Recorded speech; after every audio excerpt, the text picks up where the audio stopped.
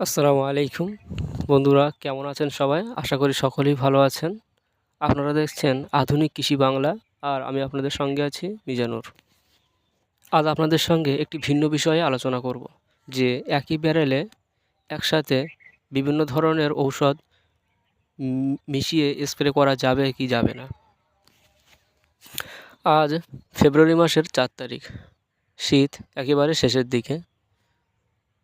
দিনের বেলা বেশ গরম, এবং এই গরমের মধ্যে দেখা যাচ্ছে যে নতুন করে পোকাগুলোর উৎপত্তি বেড়েছে। শীতে যে পোকাগুলো কম ছিল সে পোকাগুলো ধীরে ধীরে বাড়তে শুরু করেছে।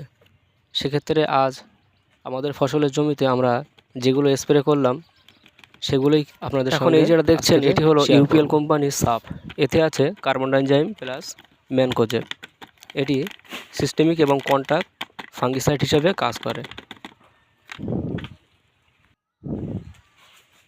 এবং এরপরে এই যে ওষুধটা দেখছেন এটি হলো একটি ইনসেকটিসাইড, শুটার। এর বাজারি নাম হলো শুটার। এটি বায়ো প্রোডাক্টের অন্তর্ভুক্ত একটি প্রোডাক্ট।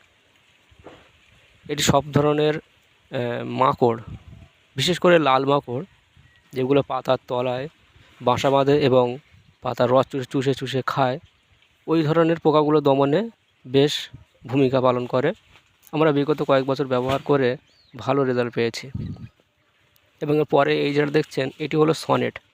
এটি বায়ো প্রোডাক্টের একটি অন্তর্ভুক্ত প্রোডাক্ট, সনেট। এটি বিশেষ করে সাদামাছির উপরে খুব ভালো কাজ করে। যেহেতু গরম বাড়তে শুরু করেছে এবং সাদামাছির উৎপাত নতুন করে দেখা দিচ্ছে, সেক্ষেত্রে এই সনেট আপনি নিশ্চিন্তে ব্যবহার করতে পারেন প্রতি লিটার পানিতে 1 ml করে। এবং ওর সাথে আমরা ব্যবহার করেছি একটি পিজিআর। এটা হলো অ্যাকোয়াকল। এই অ্যাকোয়াকলের মধ্যে বিভিন্ন অনুখাদ্য মিশ্রিত করে এটি তৈরি করা হয়েছে।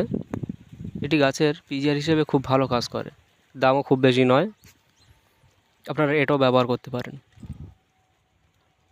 আমরা এই 4টে ঔষধ আজকের একসাথে একই ব্যারেলে দিয়ে স্প্রে করেছি, কোনো সমস্যা হয়নি।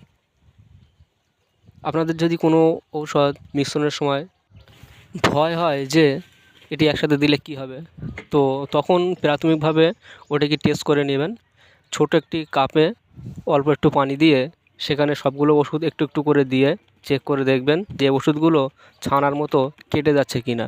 ওষুধগুলো যদি স্বাভাবিকভাবে মিশে যায় তাহলে নিশ্চিন্তে ছড়াবেন, এবং ওষুধগুলো যদি একসঙ্গে হওয়ার পরে রিঅ্যাকশান হয়ে ছানার মতো কেটে যায়, ওষুধগুলো আলাদা তেলগুলো আলাদা এমন হয়ে যায়, তো তখন সে ওষুধগুলো আর ছড়াবেন না। তাতে উপকার হওয়া বদলে আরও ক্ষতি হতে পারে। আর সবসময় এই ধরনের ওষুধ মিক্স করে স্প্রে করার আগে অবশ্যই অভিজ্ঞ ব্যক্তিদের পরামর্শ নেবেন, তাতে আপনার ভালো হবে, আপনার ফসল সুরক্ষিত থাকবে। আর স্প্রে করার সময় অবশ্যই চেষ্টা করবেন সকালে অথবা বিকেলে স্প্রে করা। তীব্র রোদে স্প্রে করবেন না, তাতে ফসলের ক্ষতি হতে পারে। আর এই ধরনের কৃষি ইনফরমেশান পেতে আমাদের চ্যানেলটি অবশ্যই সাবস্ক্রাইব করে রাখবেন, বন্ধুদের মাঝে বেশি বেশি শেয়ার করবেন। আর কিছু জানার থাকলে আমাদের কমেন্টসে জানাবেন, আমরা তা যথাযথ উত্তর দেওয়ার চেষ্টা করব। তো এতক্ষণ ধরে সময় দেওয়ার জন্য সকলকে ধন্যবাদ।